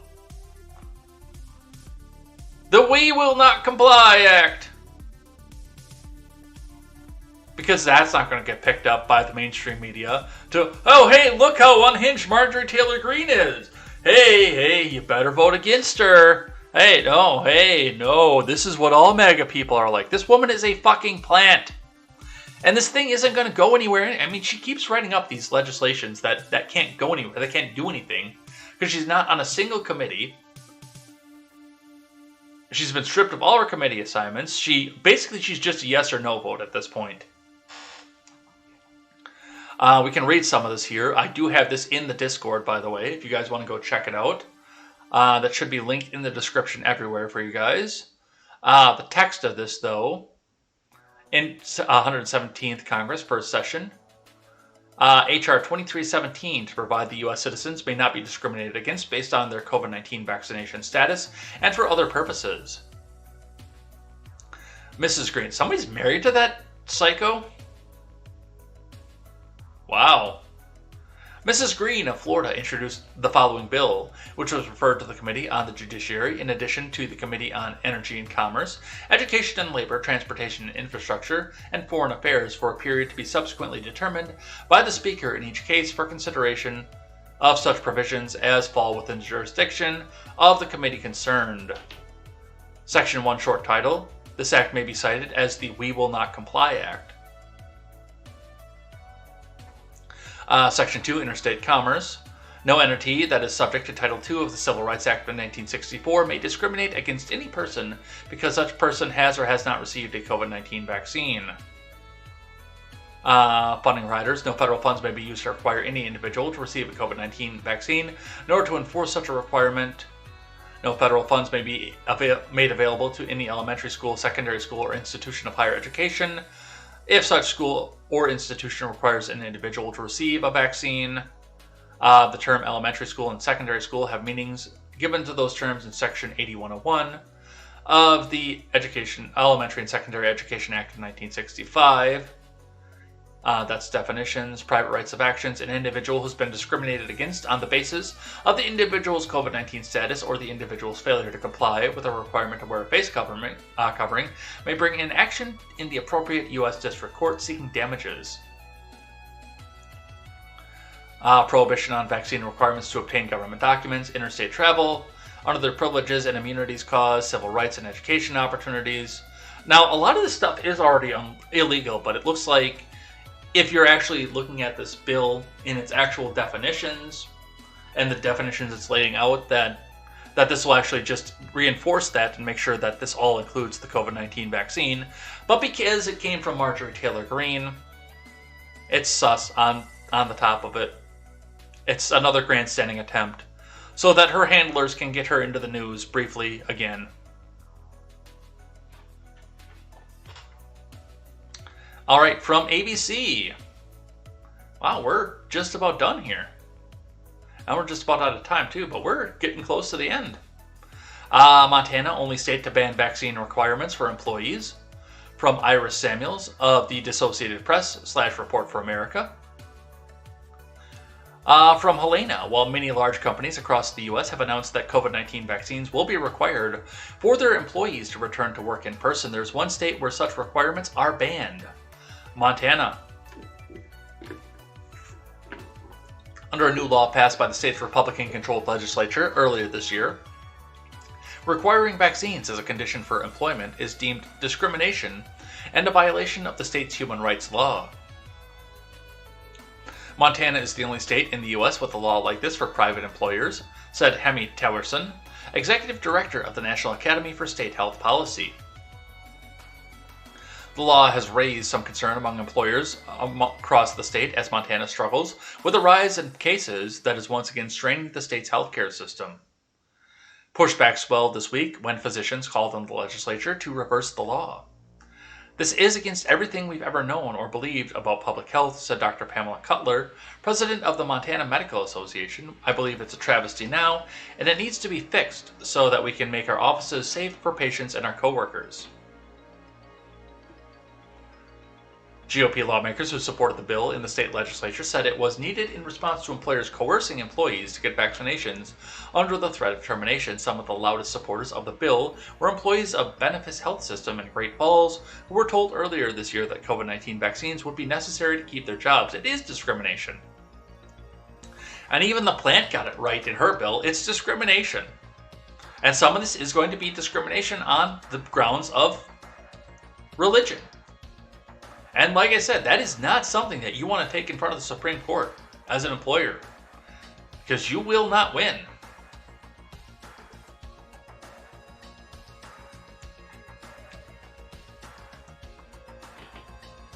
All right, let's keep going here. So this is interesting. Almost immediately, as soon as she came in, she threw the books wide open. New York Governor Hochul adds 12,000 deaths to a total coronavirus tally in show of transparency. This is from Dareh Gregorian. New York Governor Kathy Hochul added more than 12,000 deaths to the state's coronavirus death count Tuesday, following allegations that her predecessor, Andy Cuomo, had intentionally downplayed those numbers. We're now releasing more data that's been released before publicly so people know the nursing home deaths and the hospital deaths are consistent with what's being displayed by the CDC, Hochul told NBC's Morning Joe on Wednesday of the change, which brings the total number of coronavirus deaths in the state to more than 55,000. On Monday, his final day in office, Cuomo put the number of total deaths in the state to just over 43,000 at Hochul's direction. The numbers were revised upward to bring them into alignment with the number of deaths the state has been reporting to the CDC. It also brings New York in line with the reporting practices of several other states including California, New Jersey, and Florida. Now, I hate to say this, but I still don't believe it. I still don't believe these numbers, and I'm going to tell you why. Because we were still sitting in the situation where hospitals and nursing homes and care facilities, we were sitting in the situation where if they got a COVID death, on-site or off-site, or even somebody that they treated, somebody died of the commie coof, they got a bunch of fucking money. So it was nice to fudge those numbers there. I accidentally marked that's a COVID death. Oh, it would be a shame if this got into the envelope here before I corrected this. Oh no, we might get some more money for our hospital. I don't believe the COVID death numbers. I don't. I never have. But the fact that this woman is coming out here and throwing the books wide open on the deaths to be reported the way they report them,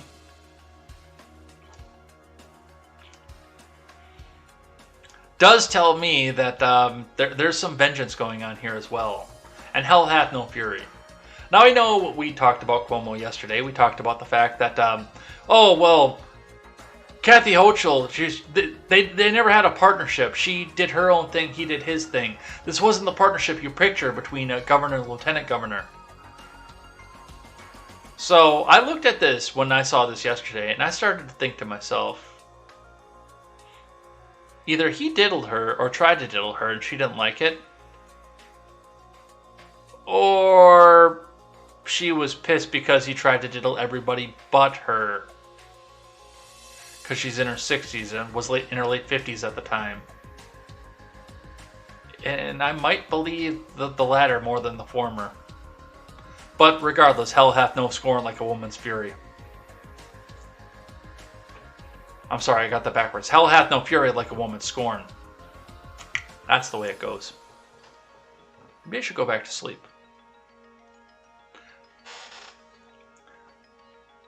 But that's what we see coming from that. Cynthia Nixon got the epic troll here. So yesterday we talked about the fact that Andy Cuomo lost his Emmy because of the fact that, he's being stripped of everything right now because, hey, I'm Italian, I kiss everybody, huh?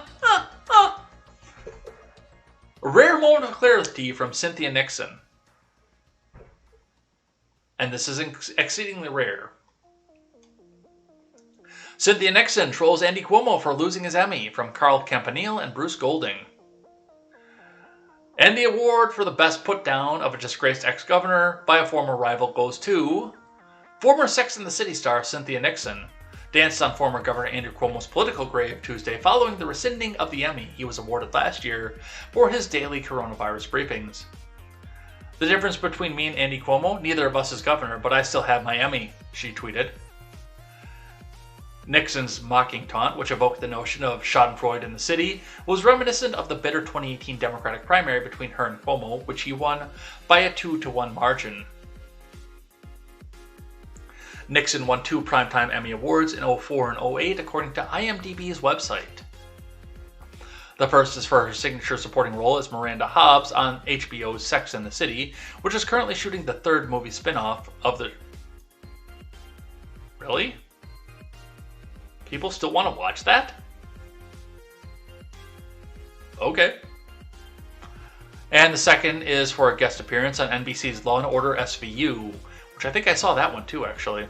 And I don't care for the Sex and the City, and I did try it when it was new. I'm like, okay, there's big hype about this, I'm going to see what this is all about, and then I got about 4 episodes, and I'm like, I don't get it.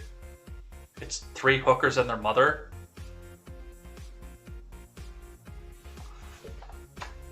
But I did see the SVU episode that she played in, and I mean, Cynthia Nixon is a good actress. I don't care for her politics, I don't care for her as a person, but she is very, very, very talented at what she does for a living. She's incredibly talented at that. She also has 3 other nominations, including playing Eleanor Roosevelt in the 2005 HBO movie Warm Springs.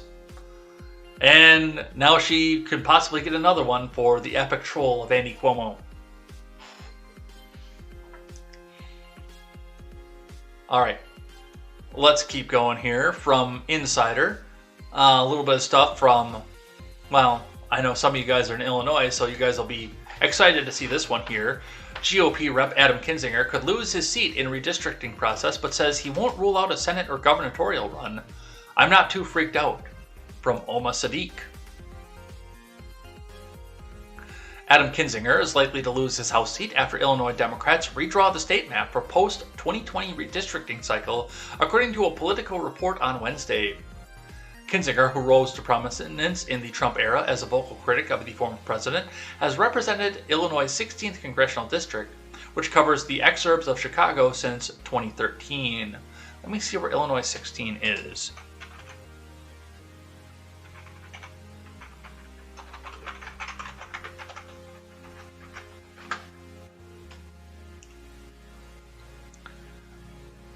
Oh, wow, that's actually not too far from here. Looks like that starts up at the state line and goes around Rockford, like directly around Rockford, and then just goes right outside all the west suburbs. And I mean, that's a big-ass district, too. A lot of rural area in the district, but that is a big-ass district compared to some of them that are like 4 city blocks in Chicago, because there are 10,000 people living on 4 city blocks. When I saw this was the exurbs of Chicago too, I thought to myself, well, this is probably going to be one of those little 4 city block Chicago districts. I wonder how they're going to redraw that. That actually, because now I know that this is interesting, because I mean, his district goes all the way to Indiana. It goes all the way from right around Rockford, like I said, all the way down around Chicago and touches Indiana on the other side. So that is a big ass district. And it kind of shoots around Peoria too, but that's a big-ass congressional district. My God.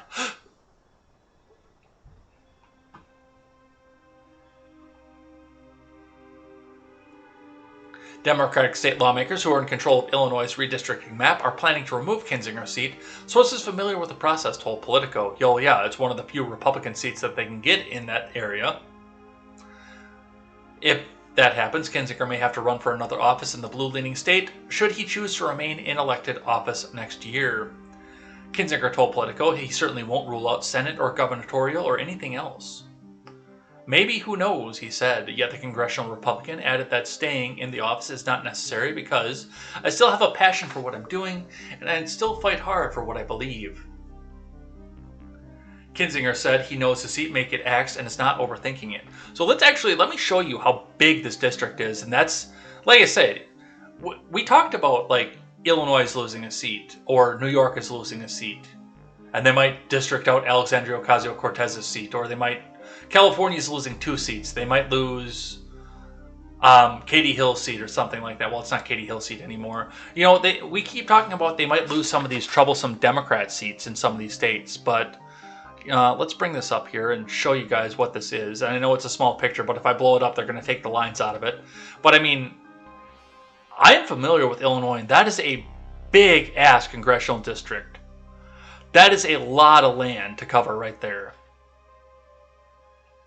Not necessarily a lot of people there, but that is a lot of land to cover. And that's, once again, they go around Rockford, which is where they get away with not having a lot of people there and having a district that big.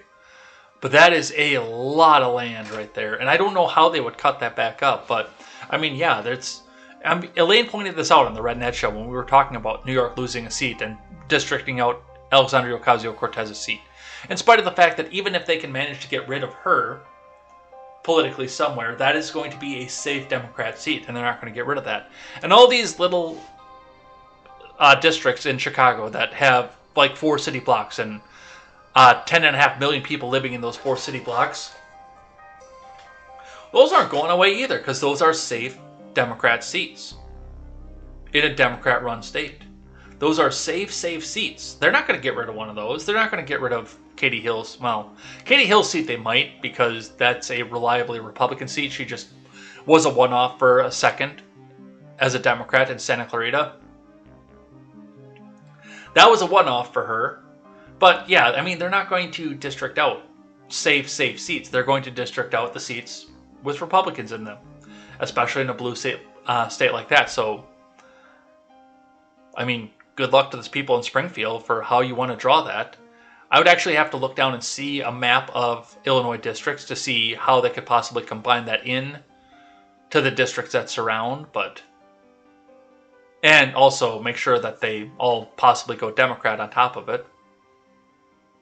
But yeah, that is a big ass district, and it might be gone.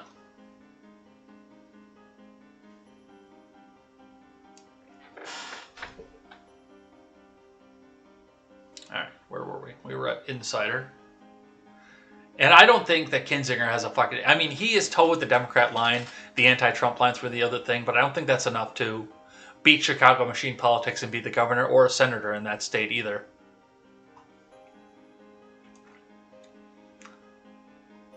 Alright, this one was interesting. Thank you to Seawall for bringing this one out here. FBI raids Detroit City Hall counselors' homes, from Jordan Williams. The FBI raided Detroit City Hall and the home of 2 city councilors on Wednesday as part of an ongoing corruption investigation. Really, at this point, why are we doing this? Why are we doing these search warrants? Because the citizens of Detroit have the right to a city government that is free of corruption, Timothy Waters, FBI special agent in charge in Michigan, told reporters outside of City Hall. Waters made clear that the point of the raid was to collect evidence to present to prosecutors who will make decisions on charges. No one was charged on Wednesday. Video of the raid taken by local reporters shows agents exiting City Hall with boxes of paper. Let's have a look.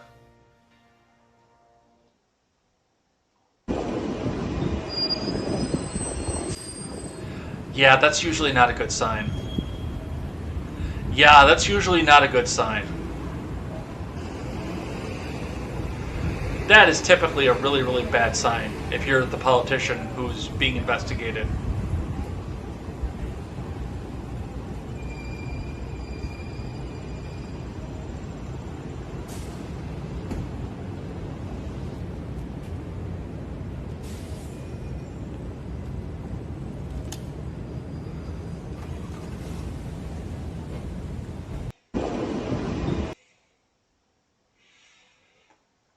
There's another one. The FBI Detroit executing search warrants on 2 members of the Detroit City Council are here on the 13th floor of the City County building.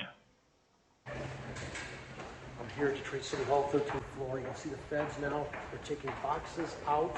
This is from a federal subpoena. And now we're going to find out exactly, I don't know exactly what they're doing, but these are allegedly from 2 members of the Detroit City Council. You're seeing those boxes go out right now.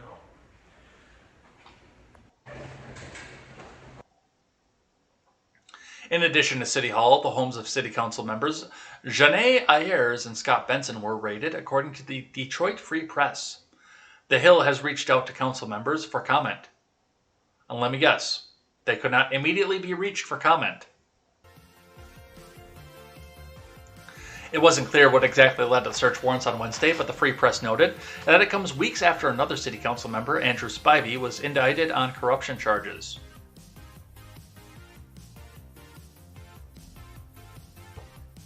I have no words. You guys know how I feel about this shit. Alright, we got just a couple more here, and then we will do thing that I like and thing that I hate and head out of here for the day. Some more Sidney Powell news for you here. From CNN, judge sanctions pro-Trump lawyers who brought frivolous election fraud lawsuits. From Tierney Sneed. A federal judge ordered sanctions Wednesday for Sidney Powell, Lin Wood, and several other lawyers who worked with Trump-aligned lawsuits seeking to challenge the results of the 2020 election. U.S. District Judge Linda Parker of the Eastern District of Michigan said the lawyers had engaged in litigation practices that were abusive and, in turn, sanctionable. Sanctions are required to deter the filing of future frivolous lawsuits designed primarily to spread the narrative that our election process was rigged and our democratic institutions cannot be trusted, the judge wrote in a 110-page opinion. Parker is ordering the lawyer to reimburse the attorney's fees that the City of Detroit and Michigan state officials paid in seeking the sanctions. Lawyers must also take legal education classes. You mean re-education classes? the judge said, and she is referring to her decision to the Michigan Attorney Grievance Commission and the appropriate disciplinary authority for the jurisdictions where each attorney is admitted for potential disciplinary action. Wood referred CNN to his attorney. When asked for comment, Powell and the attorney who was representing them in the sanctions dispute did not immediately respond to emails from CNN requesting comment. Now, of course, the most important thing we need to remember is the fact that nothing bad at all happened in the 2020 election. Everything was above board, honk honk. Joe Biden is the most popular president in history and got more votes than even Barack Obama. That's the first thing we need to remember off of this. But if there was such a thing as voter fraud, hypothetically, anywhere in an election that was anything other than the 2020 election, the things that Sidney Powell and Lynn Wood and Rudy Giuliani were going off after were absolutely outside the scope of anything that was actually hanging out. They were believing Mike Lindell lies. Now, if theoretically, hypothetically, there was some sort of election fraud that had happened, possibly between a large, buffoonish orange politician and a skinny politician with dementia, in some made-up election in a video game somewhere, if there was possibly anything that had happened with that, I mean, there would have been clear signs outside of some of this. I think these guys were just a floor show, theoretically, because there was actually nothing to look for. But I think the people theoretically were just a floor show to come out and sell more commercials for the mainstream media, the mainstream news. And a lot of these people had a left-wing bent before they got onto the Trump train as well. A lot of these people were. I mean, Lynn Wood is not a lifelong Republican by any stretch of the imagination.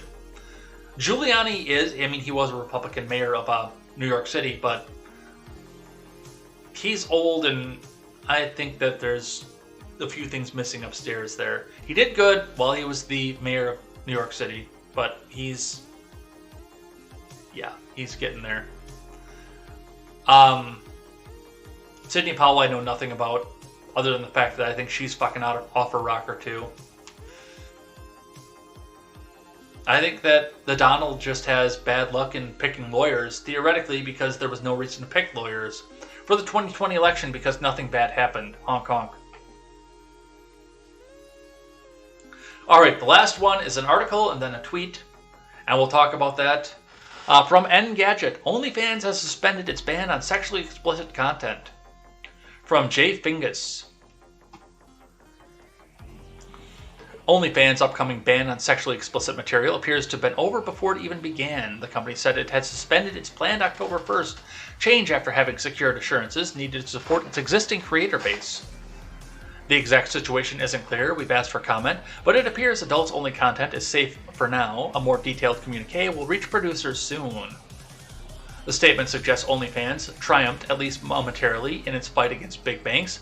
These institutions have historically balked at tech companies that court sexually explicit content, pushing sites like Patreon to drop sex workers if they wanted to maintain their financing. It's not clear just how OnlyFans might have prevailed. As we write this, did the banks change their minds? Is there new funding? But the tension seems to have dissipated, at least for now. So, here's what happened. A bunch of people made a bunch of social media posts, and the big banks, like these were big multinational banks that were financing OnlyFans before because they looked at this and said, hey, we can make money off of this. And then the big porn producers looked up and said, no, you're not going to be making money off of any of this. No, because that's taking money away from us. And they came out and said, okay, well, you need to change your business model or we're shutting your payment processors down. They did the same thing they've been doing the same thing with platforms that platform right-wing creators. PayPal. If PayPal ever finds out that I do this, they're going to shut my PayPal down.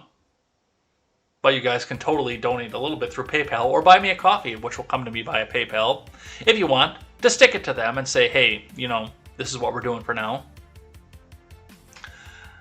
But yeah, they'll shut that down too.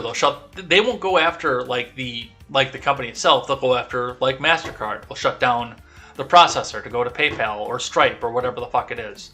They'll shut down the supply of money off of this. And OnlyFans knew this. They knew they were fucked. And then another bank came in and said, hey, you can use our payment processor. And there's probably going to be a change in structure somewhere with this too. But, they came out and said, hey, we can make some money off of this. And Eventually, that bank will get bought up by a multinational conglomerate because they're a worthy cause and a worthy amount of money. And then the pressure will come back from OnlyFans. This is temporary. Because the big porn producers are fucking pissed that this exists. And they have been for a while. And I mean, it's the same reason the mainstream news is pissed that you guys are watching me and not them. Because every one of your eyes that's watching this right now, which I can't even tell because we've dropped the internet a couple times and the accurate counter is going, but every one of your eyes that's on this program right now is another click that I'm taking away from these big news sites like CNN and Politico and NPR. They get the one click from me, which is behind an ad blocker, and you guys all get to watch it without having to see the ads. Well, you see the ads from me, but I mean, that's not a way that they can sell the ads. And they're pissed that I can come back and do this. Not only that, they're pissed that you would come to me rather than go to them, the authoritative sources. It's the exact same idea as what's going on with OnlyFans. The people who have made $1 billion off porn by having the big studios, the big microphones, a $10,000 camera pop, and 17 fucking angles, 25 cameramen, all this is getting replaced by women in their bedroom with a webcam and a microphone sometimes. And people are paying for that because they think they have a shot with these OnlyFans models rather than going into the CD video rental store, going behind the counter and buying the DVD, which they don't do a lot of that anymore, or going to Pornhub and being spammed with 75,000 ads to watch a 30-second video. Yeah, they're pissed. They are pissed. So this is temporary. This is going to change at some point again. And we'll be having this conversation again probably within the next 6 months, I would bet. 6 months to a year. Alright. And this is OnlyFans' statement to that. And then we'll do a thing that I like and a thing that I hate. OnlyFans. Thank you to everyone making your voices heard. We have secured assurances necessary to support our diverse creator community and have suspended our planned October 1st policy change. OnlyFans stands for inclusion and we will continue to provide a home for all creators. An official communication to creators will be emailed shortly.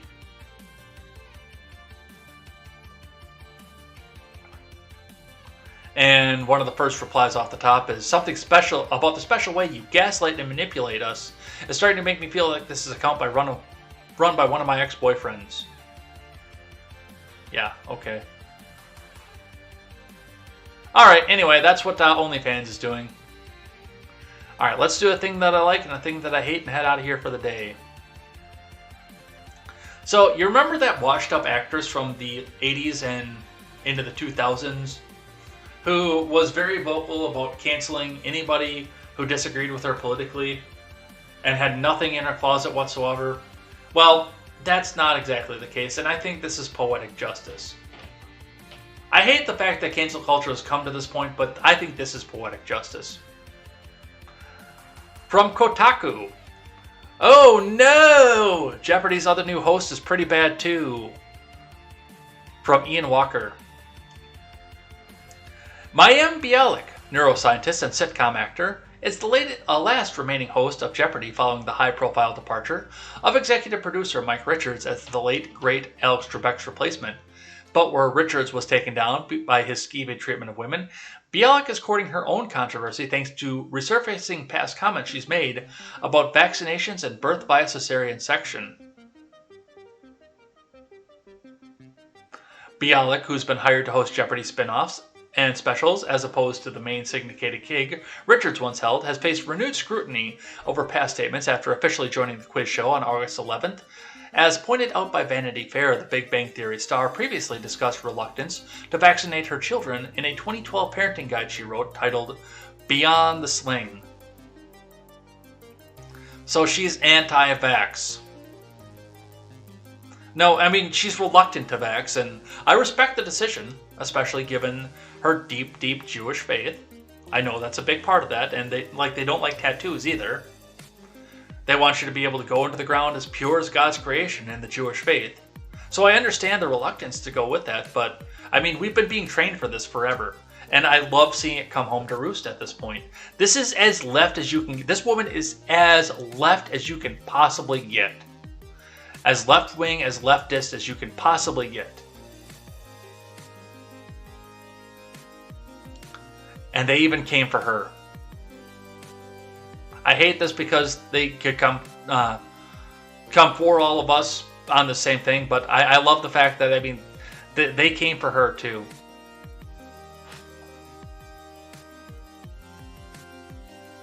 We made an informed decision not to vaccinate our children, but this is a very personal decision that should be made only after sufficient research, which today is within reach of every parent who seeks to learn about their child's health regardless of their medical knowledge or educational status, Bialik wrote at the time.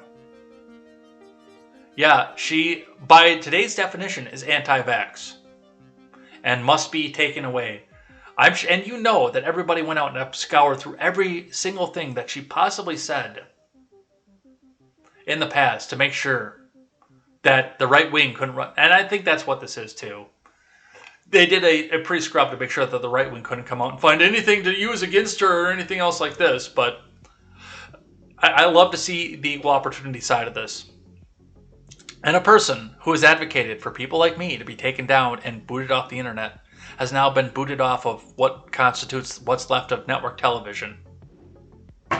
Suck it, Bialik. Alright, now for a thing that I hate.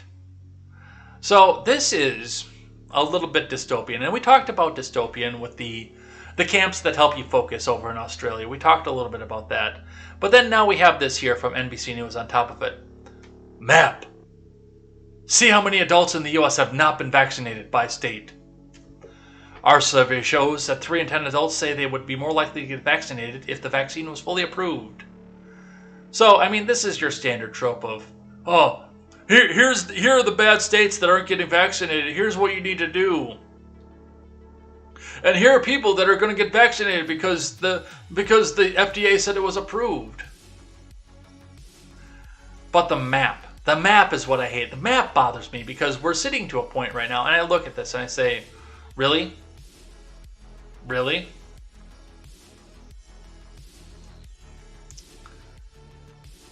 We're getting closer to doxing.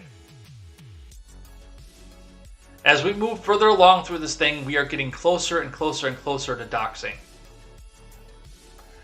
What's the next thing? I mean, the first thing we see is the map of the states and how many people aren't vaccinated there. What happens when it comes down to counties?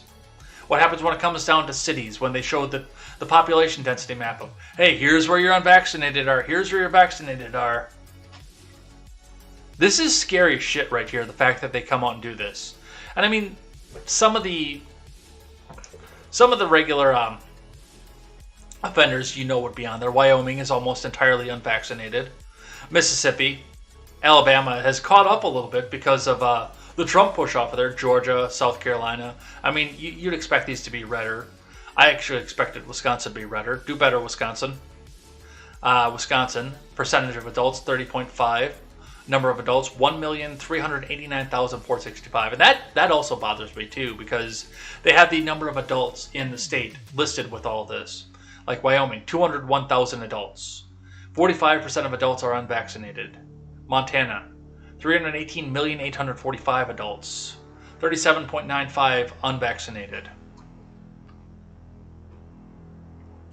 California, percent of adults, 18.7% unvaccinated. 5,737,603 adults. I think it's a little bit higher than that.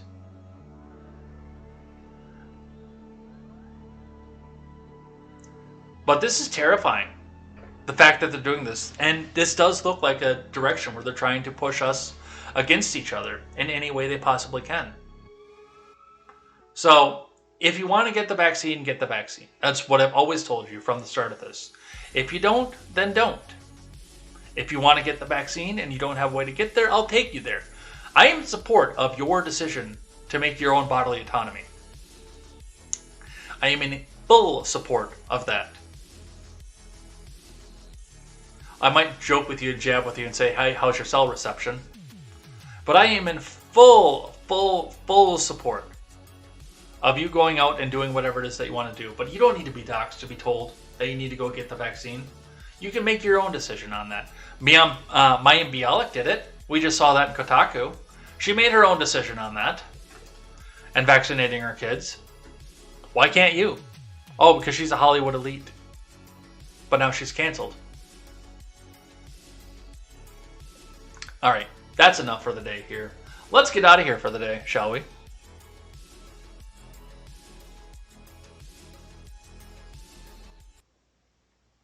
Let's change up the track and let's go.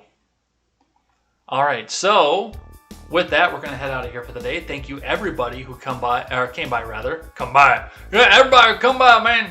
Everybody who came by here and chatted in the live chat with us today. I will read your live chat after the show here, so don't fret. Your live chat didn't go for nothing, but I will go check that out after the show here while I'm making some breakfast and watching the Daily Ignoramus, which I encourage everybody else to go do over on DLive as well. Go and check them out over there. Steven does a great show. He does it every morning, 10 a.m., so go and check that out. Otherwise, we will be back here tomorrow with more contemporary and the names of the live chat, because I write down your names in this notebook here. So I'll have the names of everybody who chatted throughout the week here, and I will give you a special thank you at the end of the week. And we'll also go over some of tomorrow's live chat as well, live on stream.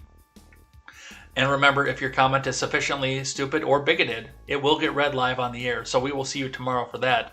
Otherwise, we will be back here next week for more contemporary and the Red Net Show, so check that out as well. Until then, whichever you choose, I am Jay Edgar, and this is Contemporary. Take care.